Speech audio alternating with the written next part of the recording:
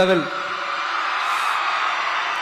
பேசுங்க பேசுங்கன்றீங்க, பேசுனா எந்திரிச்சு ஓடிடுறீங்க.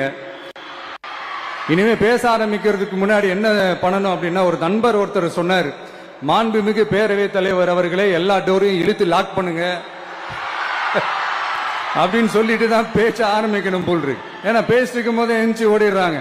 5 நிமிஷம் பேசினதுக்கே குளத்தூர்ல கொத்து பரோட்டா போட்டாங்க.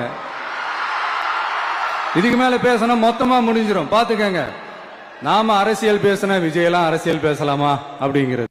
சரிப்பா, நமக்கு எதுக்கு வம்பு, நம்ம பாட்டுக்கு நம்ம வேலையை பார்ப்போம், எதுக்கு அவங்கள பத்தி பேசிக்கிட்டு அப்படின்னு இருந்தா விஜய்க்கு அரசியலே பேச தெரியல அப்படிங்கிறது. இப்படியே மாறி மாறி மேகதாது அணையை பத்தி என்ன தெரியும், விஜய் அதை பத்தி பேசல. இப்படி நம்ம அரசியலுக்கு வந்ததுல இருந்தே ஒரு கூட்டம் குறை மேல குறையா சொல்லிக்கிட்டு பாட்டுக்கு பாட்டு கச்சேரி எங்களுக்கும் பண்ண தெரியும், பண்ணலாமா? இந்த மேகதாது அணை சம்பந்தமான அந்த வழக்குல தமிழ்நாட்டோட பெட்டிஷனை சுப்ரீம் கோர்ட் எப்போ ரிஜெக்ட் பண்ணுச்சு? அப்ப யார் ஆட்சியில் இருந்தா?